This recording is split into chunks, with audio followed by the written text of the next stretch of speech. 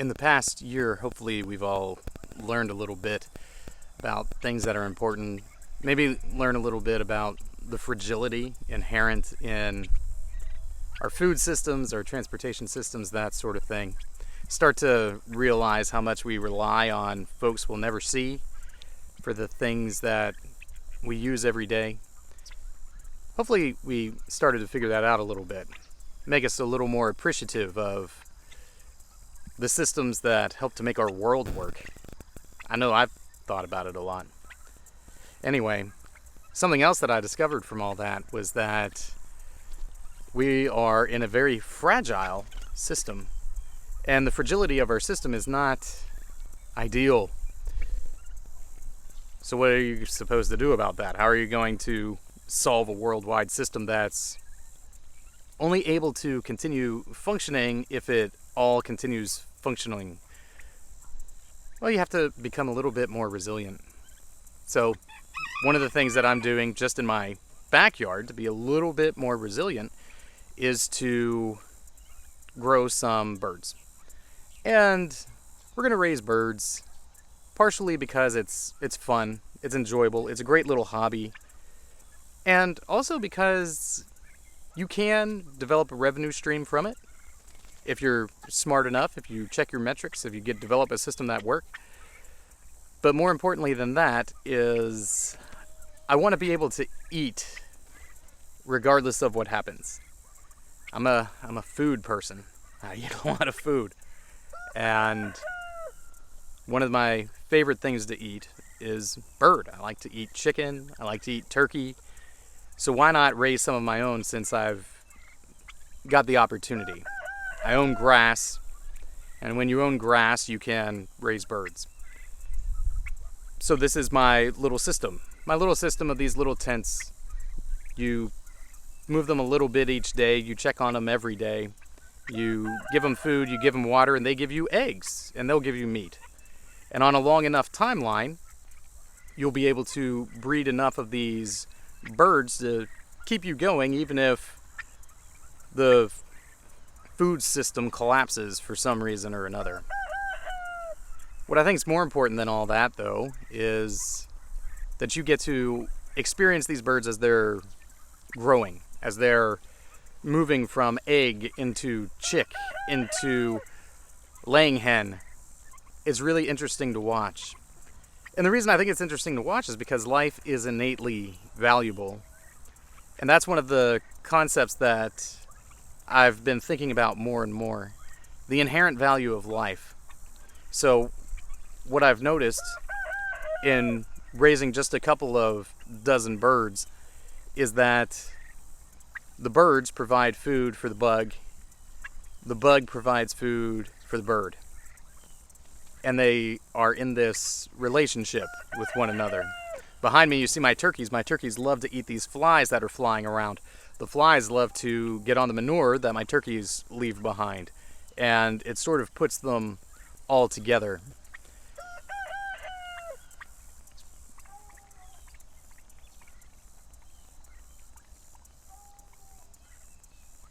I'm starting to see more and more the interrelatedness of all of these different life forms that exist just in my yard, just in my backyard. All of this life exists.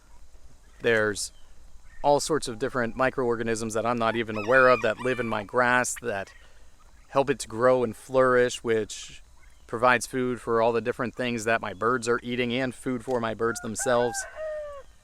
It's an amazing thing. It's a beautiful thing to witness and see. And over time, I hope to understand it just a little bit better and appreciate it a little bit more.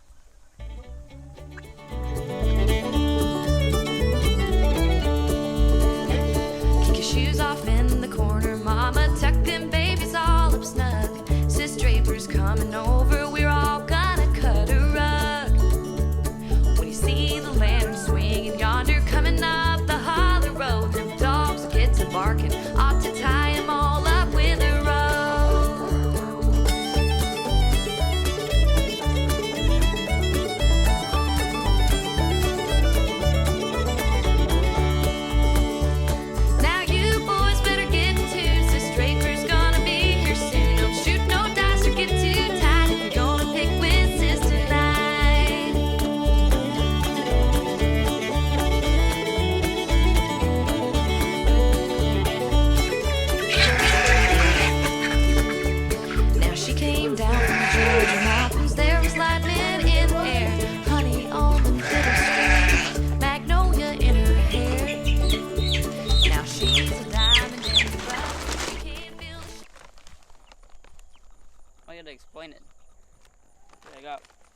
lavender Orpington roosters. Look like this.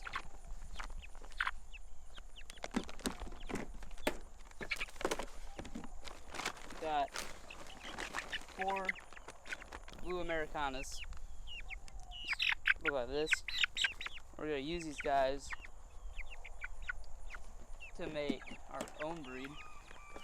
We're gonna call them the Bender Blues.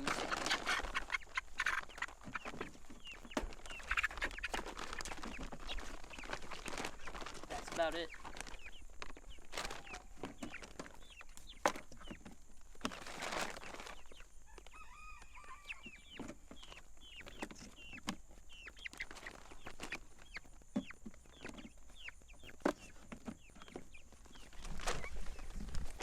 So Dave took the birds and he put them in the nesting box. That's where they're going to lay all their eggs once they figure it out. And once they get big enough to lay eggs, that'll be a couple of months down the road.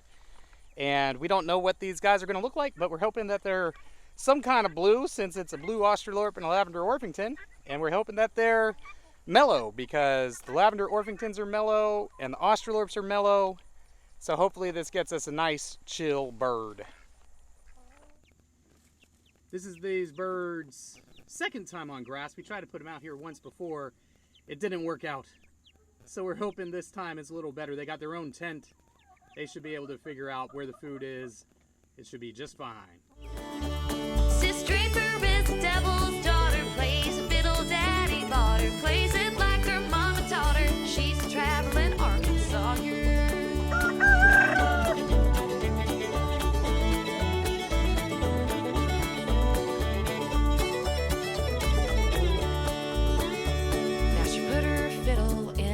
Said it's getting awful late. She's on her way to Little Rock. Little Rock can't wait. Now we all stood out in the yard, hands all full of watermelon. Watched her leave and watched her go, wishing we was in that wagon. Sis Draper is the devil's daughter, plays a fiddle daddy bought her, plays it like her mama taught her. She's a traveling Arkansas girl. Are you optimistic about the breed, Dave? Yeah, Think it'll work out? should.